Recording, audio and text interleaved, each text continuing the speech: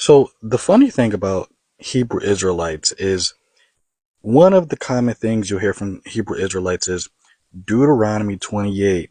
It proves who the Israelites are. Now, as I always tell you guys that the book of Deuteronomy was created by King Josiah, that means Deuteronomy 28 was created by the priest of King Josiah. Now, kings didn't actually write their own literary works. A lot of times they would have scribes, but the scribes of King Josiah created Deuteronomy and Deuteronomy 28 as propaganda to centralize the worship of Yahweh so that the Israelites could worship Yahweh and Yahweh alone. And we know that Deuteronomy 28 is a fake curse that Josiah and his scribes wrote because it is anachronistic. If you know what an anachronism is something that is out of time. And so in Deuteronomy 28, Moses tells the Israelites, or the Hebrews at this time in history, that if they don't worship Yahweh and Yahweh alone, they will be taken into slavery or captivity with their king. The Israelites, or the Hebrews, at this point in history, they don't have a king. They don't have a need for a king. And so Moses, who is giving the blessings and curses of Israel, Moses wouldn't have known who or what an Israelite king was. By the way, at this point in history, the Hebrews don't even have the name Israel yet. That didn't happen yet.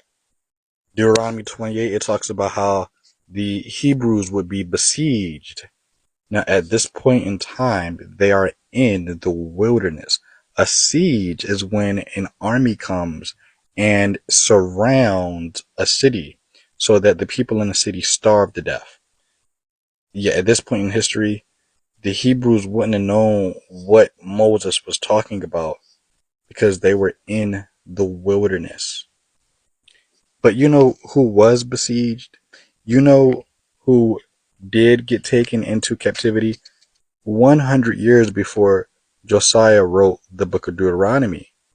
The nation of Israel was taken into captivity in 722 BCE, and they were besieged, and they were taken into captivity. They were taken into Assyria. And so this is not Moses giving these blessings and curses to the Hebrews if they don't obey God. This is propaganda that was written by Josiah and his priests to get the Israelites to worship Josiah's God and Josiah's God alone, Yahweh.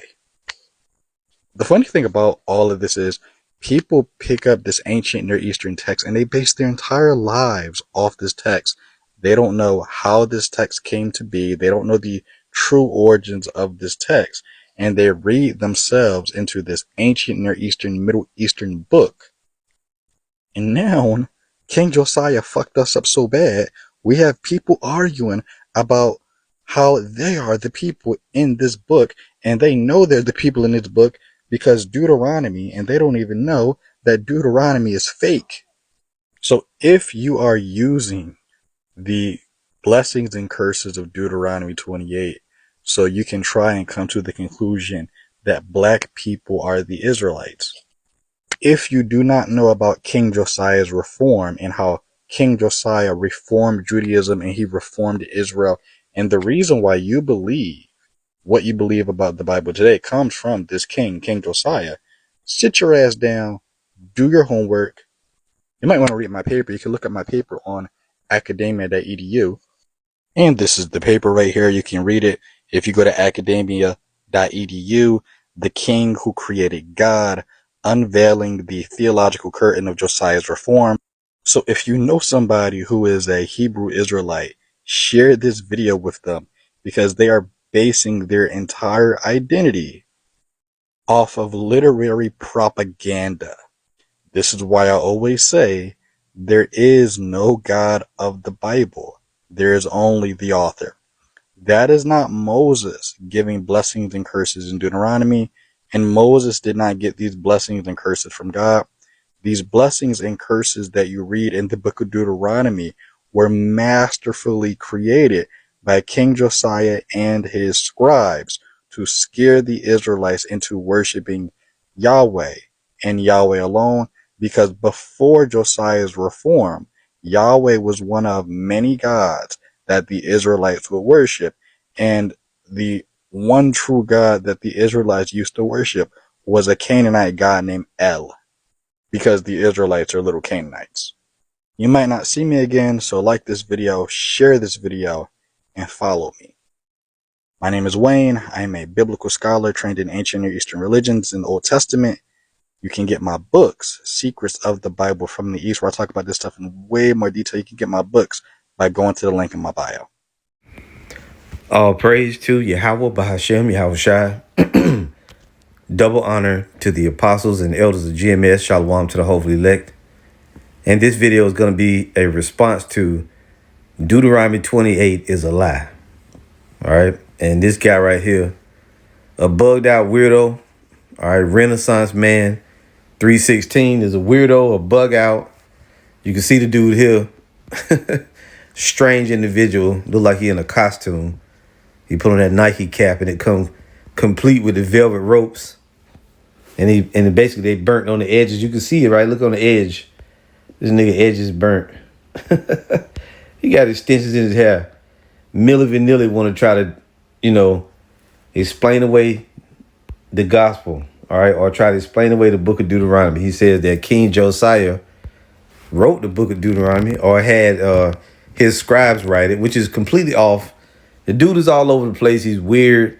It makes you wonder, like, all these people coming out of the woodwork trying to disprove Deuteronomy 28.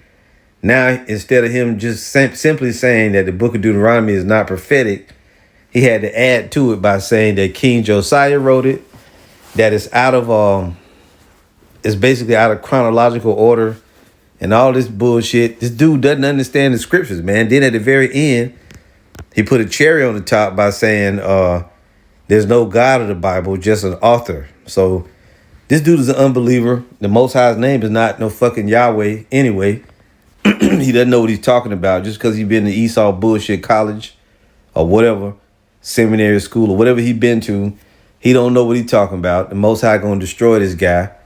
And we can go into, let's go into a little lesson dealing with this because these different scoffers going to pop up. Now, first, at the end of the day, first off, I would like to say, like, if you don't believe in the Bible or you don't believe in the Most High and all of that, why do you care so much what we believe?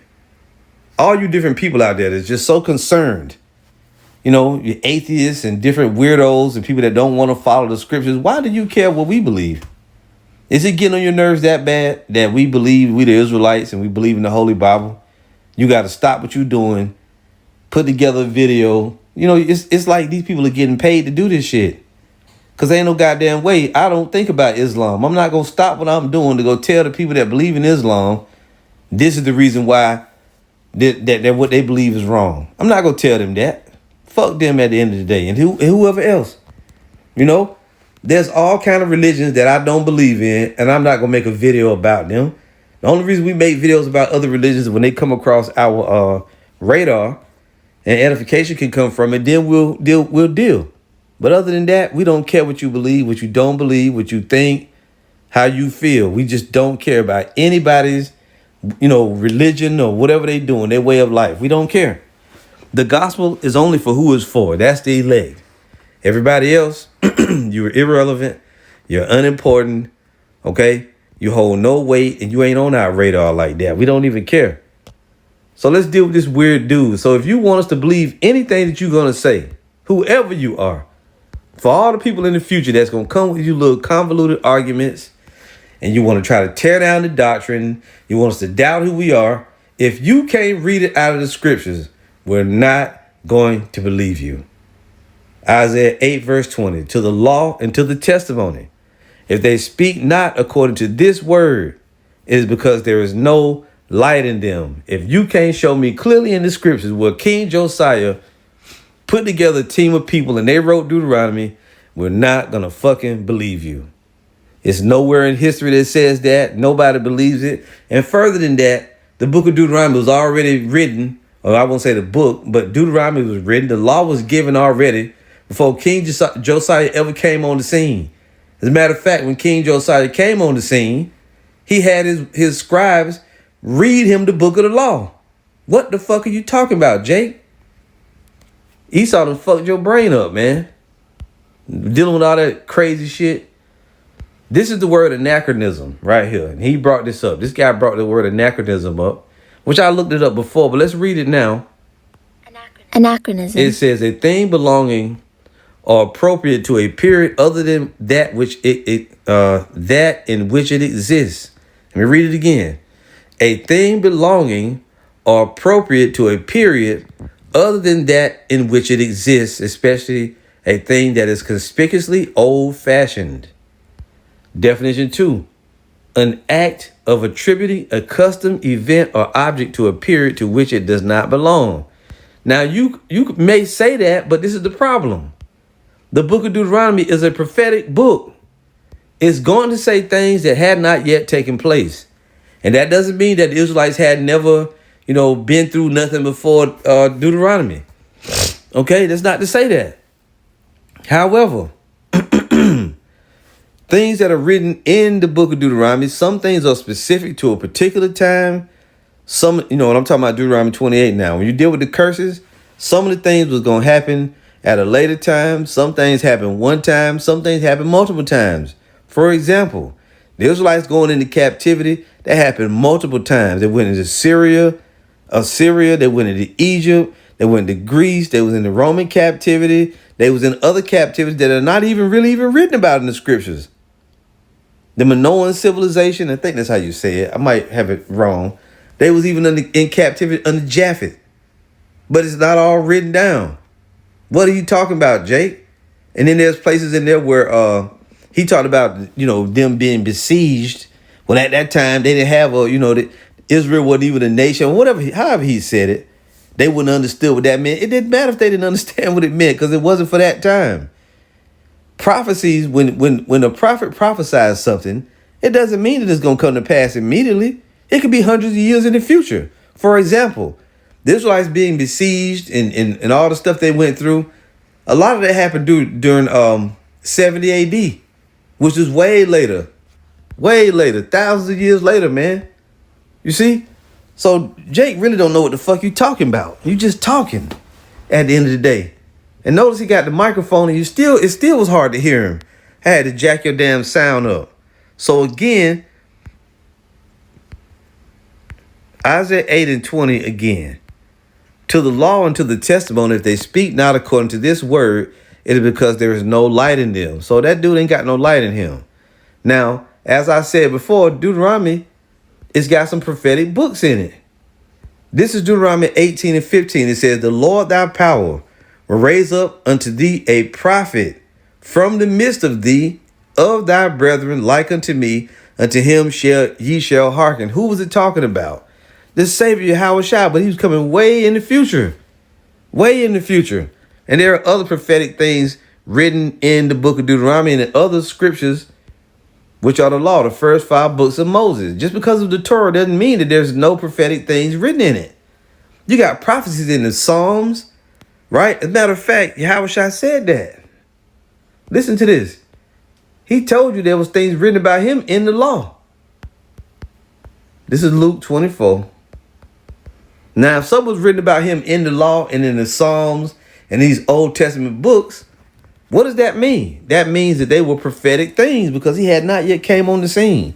Luke 24:44, and he said unto them, these are the words which I spake unto you while I was yet with you, that all things must be fulfilled, which were written in the law of Moses. What? In the law of Moses and in the prophets and in the Psalms concerning me. So if something is written about the Savior in the book of Moses or in the law of Moses, what does that mean? There were prophetic things written therein. Moses was a prophet, was he not? Let's read that again. He said to them, these are the words which I spake unto you while I was yet with you, that all things must be fulfilled which were written in the law of Moses and in the prophets and in the Psalms concerning me. It's right there, man. Like, what the fuck are you talking about, Jake? Now, he made a statement. He said that, how did he put it? He said something to the effect of they wasn't even being called Israel yet during the time of Moses. They were just basically called Hebrews. That's a lie. They were being called Israelites.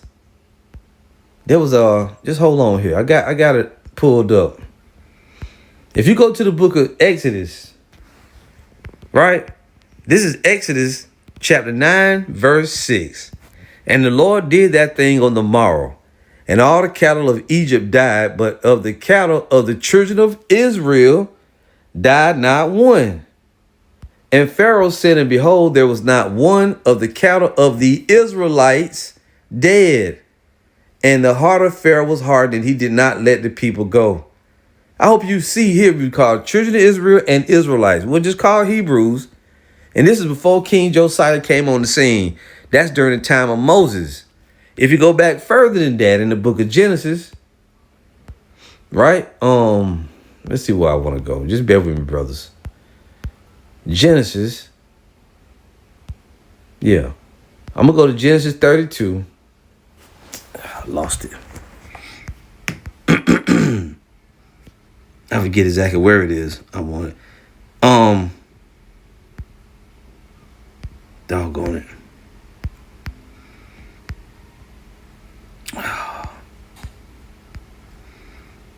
Okay, Genesis 35. I drew a blank. Forgive me. Genesis 35, verse 10. And before we read that, let's read here Genesis 34 and 7. And the sons of Jacob came out of the field when they heard it, and the men were grieved, and they were very wroth, because he had wrought folly in Israel, and lying with Jacob's daughter, which thing ought not to be done. Genesis 35 and 10. And the Most High said to him, thy name is Jacob. Thy name shall not be called any more Jacob, but Israel shall be thy name. And he called his name Israel. Right? What else did he say? Verse 11. And the Most High said to him, I am the power almighty. Be fruitful and multiply. A nation and a company of nations shall be of thee, and kings shall come out of thy loins.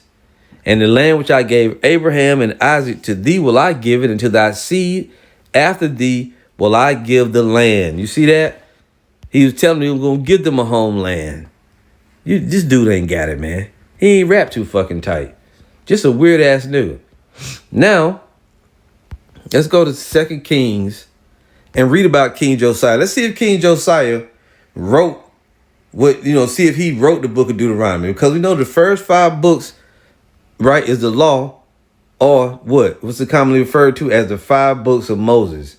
If you bring up here in the quick navigation, the first 5 books, Genesis, Exodus, Leviticus, Numbers, and Deuteronomy, right? First, that's the law. So, 2 Kings 22, verse 1. Now it says Josiah succeeds Ammon.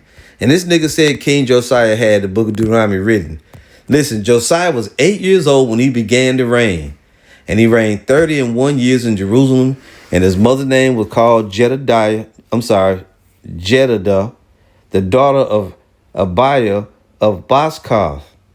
And he did that which was right in the sight of the Lord, and walked in all the way of David his father, and turned not aside to the right hand or to the left.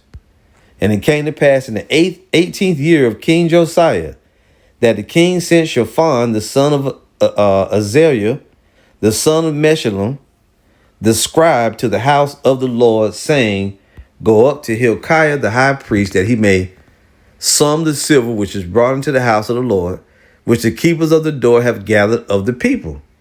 And let them deliver it into the hand of the doers of the work, that have the oversight of the house of the Lord, and let them give it to the doers of the work, which is in the house of the Lord, to repair the breaches of the house, unto carpenters and builders and masons, to buy timber and hewn stone to repair the house. Howbeit there was no reckoning made with them of the money that was delivered into their hand, because they dealt faithfully. And Hilkiah the high priest said unto Shaphan the scribe, I have found the book of the law in the house of the Lord. What? I have found the book of the law in the house of the Lord. And Hilkiah gave the book to Shaphan, and he read it.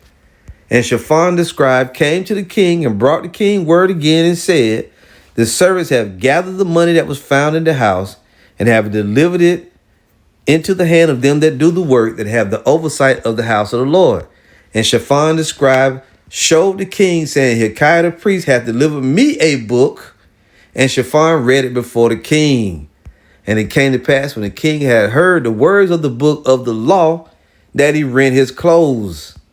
And the king commanded Hilkiah the priest and Ahikam, the son of Shaphan, and Akbor, the son of Micaiah, and Shaphan the scribe, and Josiah, a servant of the king, saying, Go ye, inquire of the Lord for me, and for the people, and for all Judah concerning the words of this book that is found. For great is the wrath of the Lord that is kindled against us, because our fathers have not hearkened unto the words of this book, to do according to all that which is written concerning us. You see that? What a fool. Now, King Josiah didn't have Deuteronomy written. It was already written. And he believed in what was written, because when he heard it read by the scribes, he was in great fear. By the way, King Josiah held one of the greatest Passovers. And what do you find Passover? In the book of the law, in Leviticus. Fucking moron, man. This dude right here, man, the Lord is really going to mess you up, man. And people like him. You don't go to the Esau bullshit ass curriculum and then try to act like you got knowledge. Come on, cuz. You ain't got no knowledge with your big lips. Shut up, man. Shut up, nigga. Let me take this thumbnail, this foolish mortal right here. Now let's go a little further than that. And let's see what his description said right here. He got Deuteronomy 28 is not a prophetic warning. It's anachronistic propaganda. What a fool, man. It wasn't propaganda, you asshole. The whole book wasn't prophetic, but it had prophecies in it. Neither did King Josiah write Deuteronomy. Now, when you go to Deuteronomy 28, it tells you plainly, and a lot of the stuff in Deuteronomy 28 happened. Did we not get exiled? Were we not cast into every nation under heaven? It didn't have to happen as soon as the book was delivered. Some things were prophesied in the Old Testament. They still didn't come to pass yet. Such as the Lord coming back. America being Babylon the Great, that being destroyed. That still hadn't happened yet. Deuteronomy 28:15, but it shall come to pass if thou wilt not hearken unto the voice of the Lord thy power, to observe to do all his commandments and his statutes, which I command thee this day, that all these curses shall come upon thee and overtake thee. Didn't that happen? Now, even though it said we're going to be cursed in the city, in the field, and all that, did we not have kings after this? Did King Solomon have more gold and more wealth and all this royal regalness even after this? The answer is yes. But we still went into captivity later on. What an asshole, man. Let's jump around a little bit here. Let's go to verse. Just bear with me here. Deuteronomy 28. I'm going to go to 37. It says, And thou shalt become an astonishment, a proverb, and a byword among all nations, whither the Lord shall lead thee. Did that happen? Yeah, it happened. And it didn't happen after happening at that time. Right? 43. The stranger that is within thee shall get up above thee very high, and thou shalt come down very low. He shall lend to thee, and thou shalt not lend to him. He shall be the head, and thou shalt be the tail. And really, in the fullness of it, that didn't really even come to pass on us until we was way in other captivities, mainly over here on this side of the world. Verse 45 says, Moreover, all these curses shall come upon thee, and shall pursue thee, and overtake thee, till thou be destroyed. Why? Because thou hearkenest not unto the voice of the Lord thy power, to keep his commandments and his statutes which he commanded thee. And they shall be upon thee for a sign and for a wonder, and upon thy seed forever. And the curses are still on us right now, because when you go forward to the future, even when the Lord come back, the curse is going to still be on us, and he going to have to take the curses off of us. Revelation 22:1. And he showed me a pure river of water of life, clear as crystal, proceeding out of the throne of the Most High and of the Lamb. In the midst of the street of it, and on either side of the river, was there the tree of life, which bare 12 manner of fruits, and yielded her fruit every month. And the leaves of the tree were for the healing of the nations. Listen, and there shall be no more curse, but the throne of the Most High and of the Lamb shall be in it, and his servants shall serve him. So guess what? We still under the curses right now. And proof of that further is the fact that we're still in exile. It said it, and it's in the curses. Deuteronomy 28:64. Let's go to 48 first. It says, 47, because thou, let's keep reading from 46. And they shall be upon thee for a sign and for a wonder, and upon thy seed forever, because thou servest not the Lord thy power with joyfulness and with gladness of heart, for the abundance of all things. Therefore shalt thou serve thine enemies, which the Lord shall send against thee in hunger and in thirst and in nakedness and in want of all things. And he shall put a yoke of iron upon thy neck until he have destroyed thee. So all those things didn't even come to pass till later on.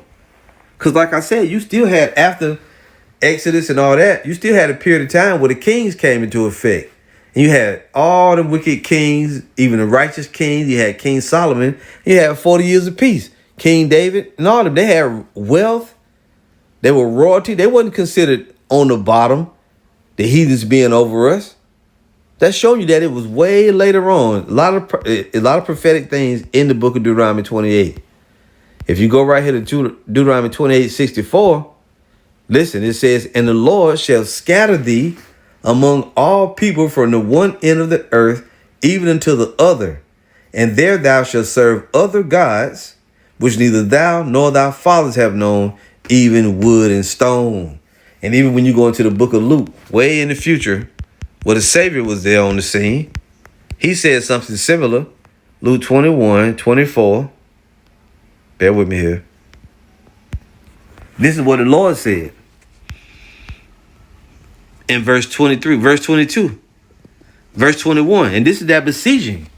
Verse 20. And when ye shall see Jerusalem compassed with armies, then know that the desolation thereof is nigh. This is the Savior prophesying all the way in the future, right?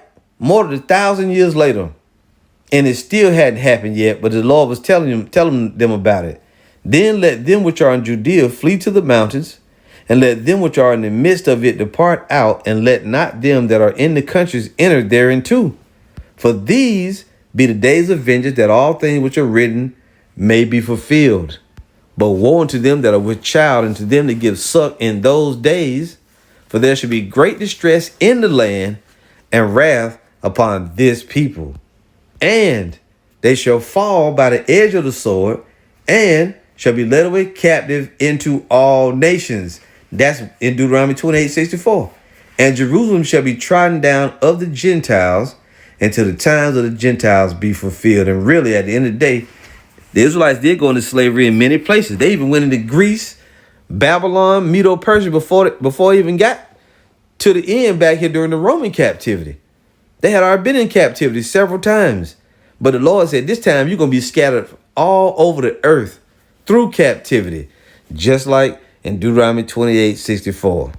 And I mean, shit, man, we ain't got to beat a dead horse. This dude don't know what's going on. He's just a damn bugged out weirdo who think he got knowledge.